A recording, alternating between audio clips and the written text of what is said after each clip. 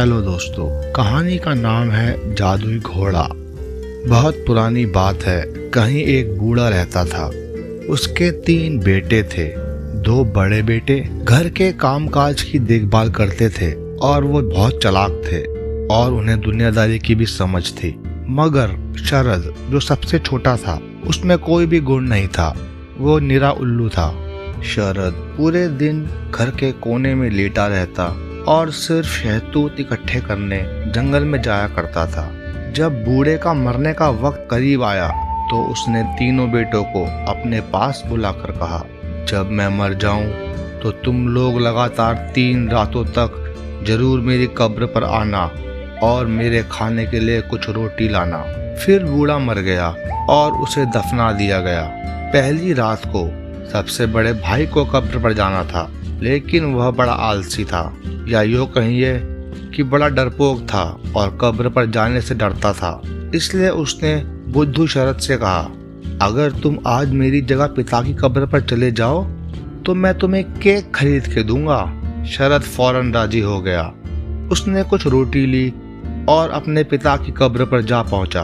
वह कब्र के पास बैठ गया और इंतजार करने लगा। आधी रात होने पर जमीन फटकर अलग हो गई और बूढ़ा बाप कब्र से बाहर आकर बोला, कौन है? क्या तुम मेरे सबसे बड़े बेटे हो? मुझे बताओ, गांव का क्या हाल है? क्या कुत्ते भौंक रहे हैं या भेड़िए चिल्ला रहे हैं या मेरे बेटे रो रहे हैं? तब शरद ने जवाब दिया, यह मैं हूँ, आपका सबसे छोटा बेटा शरद पिताजी, और गांव में सब कुछ ठीक ठाक है। यह सुनकर पिता ने भर पेट रोटी खाई और वापस अपनी कब्र में जा लेटा।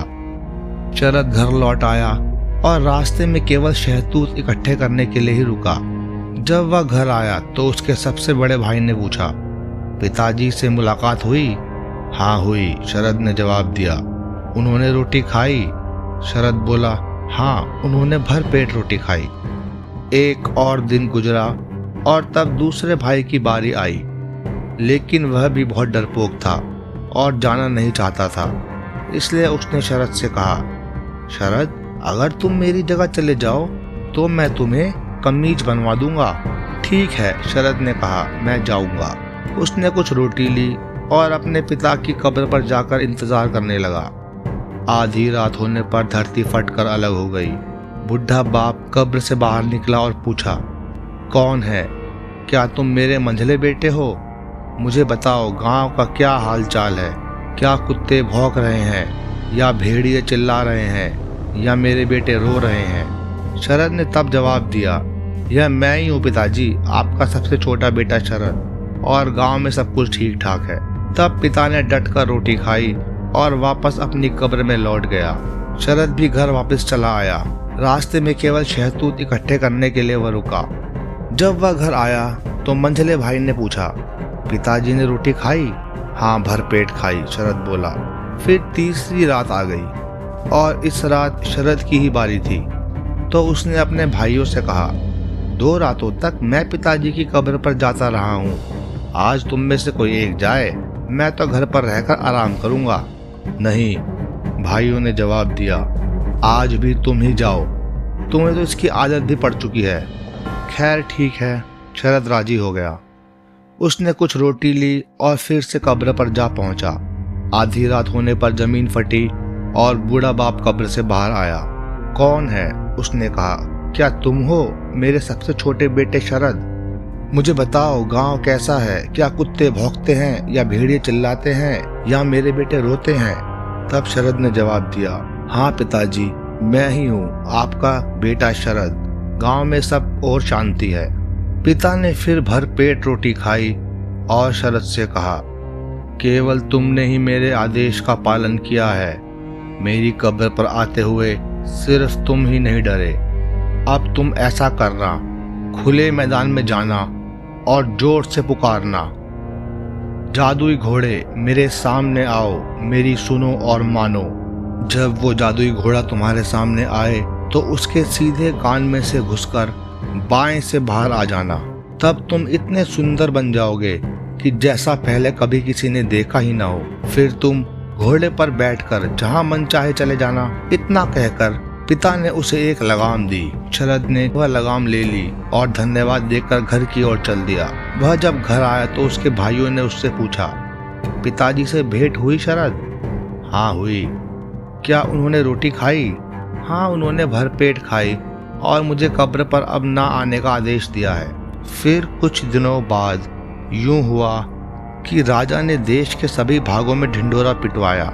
उसने सभी कुंवारे लड़कों को राजधानी में इकट्ठा होने के लिए कहा। राजा की बेटी अनुपमा ने अपने लिए एक बहुत ऊंची मीनार बनवाई और सबसे ऊपर की मंजिल की खिड़की में बैठकर उस आदमी की प्रतीक्षा करने का निश्चय किया जो अपने घोड़े से खिड़की तक उछलकर उसके होठों को चूम लेगा। जीतने वाला, चाहे बड़े कुल का हो या चाहे छोटी जाति का, राजा अपनी बेटी अनुपमा का विवाह उसी के साथ करेगा और उसे अपना आधा राज्य भी देगा। ये खबर शरद के भाइयों ने भी सुनी। उन्होंने आपस में तय किया कि वो भी अपनी अपनी किस्मत आजमाने जाएंगे। उन्होंने अपने बढ़िया घोड़ों को खूब चने खिलाए और अपनी चुनी हुई पोशाक पहनी और बाल संवारे। घर के कोने में लेटे हुए शरद ने अपने भाइयों से पूछा, मुझे भी अपने साथ ले चलो मेरे भाइयों, मुझे भी किस्मत आजमाने का मौका दो। भाई बोले, तुम्हें साथ ले चले? उल्लू ना हो तो तुम यही घर के कोने पर बैठे अच्छे लगते हो। और हंसने लगे। अगर तुम हमारे साथ गए तो लोग तुम्हें देखकर हंसेंगे। तुम्हारे लिए तो यही अच्छा है कि जंगलों में जाओ और शहतूत इकट्ठे करो। यह बोलकर उसके भाई अपने बढ़िया घोड़ों पर सवार हुए और सरपट घोड़े दौड़ाते हुए धूल के बादल में गायब हो गए। शरद ने पिता की दी हुई लगाम उठाई और खुले मैदान में जा पहुंचा। उसके पिता ने जैसे बताया था उसने वैसे ही जोर से आवाज दी, जादुई घोड़े मेरे सामने आओ, मेरी सुनो और मानो। और लो, एक घोड़ा उसकी तरफ तेजी से आता हुआ दिखाई दिया। उसके पांव तले की धरती कांप रही थी। उसकी नाक से शोले और कानों से धुएं के बादल निकल रहे थे। वह शरद के पास आकर रुक गया और कहने लगा, हुक्म करो मालिक। शरद ने घोड़े की गर्दन थपथपाई, उसे लगाम पहनाई और उसके दाएं कान में घुसकर बाएं से बाहर आ गया। देखते ही देखते वह ऊषा बेला के आकाश जैसा सुंदर बन गया। वह जादुई घोड़े की पीठ पर सवार हो गया और राजा के महल की तरफ चल दिया। जादुई घोड़ा अपनी दुम की फटकार के साथ पहाड़ियों को लांघता, घाटियों को फांदता, मकानों और पेड़ों पर से कूदता हुआ बढ़ता चला गया। शरद आखिर राजा के महल जा पहुंचा। महल के चारों तरफ बहुत सारे लोगों की भीड़ इकट्ठा थी। वहीं पर राजकुमारी एक बहुत ऊंची मीनार पर खिड़की में से देख रही थी। राजा ने सबसे बोला, वीर लड़कों, तुम में से जो भी अपने घोड़े पर बैठकर खिड़की तक उछलकर मेरी बेटी के होठ चूमेगा वही उससे शादी करेगा और उसे ही मैं अपना आधा राज्य भी दूंगा। राजकुमारी अनुपमा को पाने की इच्छा रखने वाले नौजवान बारी बारी से घोड़े पर सवार होकर आए, कूदे फांदे, मगर अफसोस मीनार बहुत ऊंची थी और खिड़की उनकी पहुंच से बहुत दूर थी। दूसरे लोगों के साथ शरद के दो भाइयों ने भी कोशिश की, वे तो आधी ऊंचाई तक भी न पहुंच सके। अब शरद की बारी आई। उसने अपना जादुई घोड़ा सरपट दौड़ाया। वह हुंकारते और सिंहनाद करते हुए ऊपर को उछला और मीनार की खिड़की से बस 2 कदम नीचे रह गया।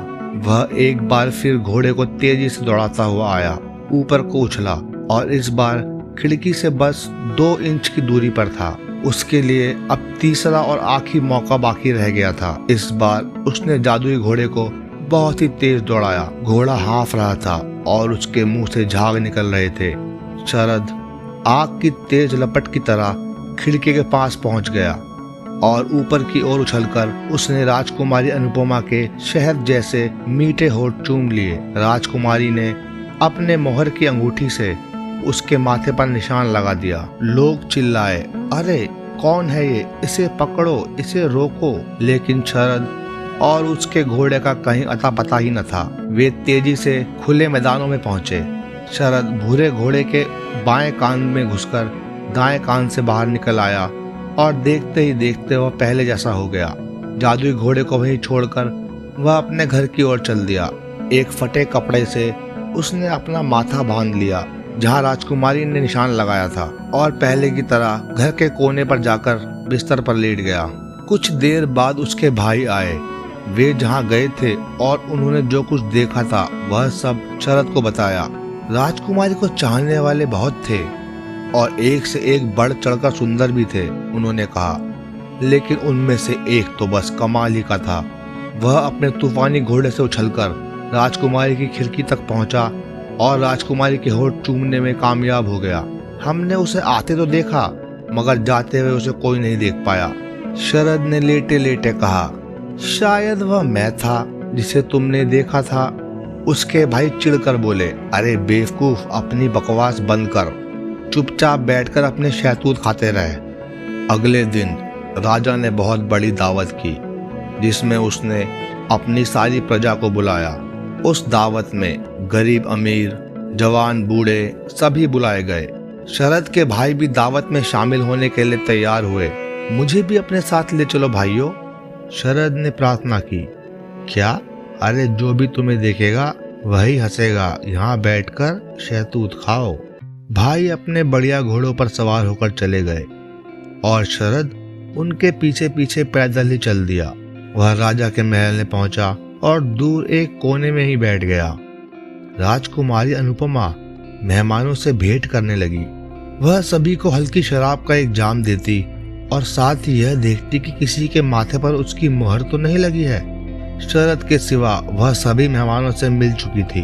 शरद के पास पहुंचते ही राजकुमारी का दिल बैठ गया। शरद के सारे शरीर पर कालिख पुती हुई थी और उसके बाल बिखरे हुए थे। राजकुमारी अनुपमा ने उससे पूछा, तुम कौन हो, कहाँ से आए हो, तुम्हारे माथे पर ये कपड़ा क्यों बंधा है? शरद ने जवाब दिया, मैं गिरकर जख्मी हो गया हूँ। पर राजकुमारी ने अचानक से कपड़ा खोला तो सारा महल एकदम जगमगा उठा। यह मेरी मुहर है, वह चिल्लाई। यह रहा मेरा मंगेतर। राजा शरद के पास आया और उसे देखकर कहने लगा, अरे नहीं राजकुमारी अनुपमा, यह तुम्हारा मंगेतर कैसे हो सकता है?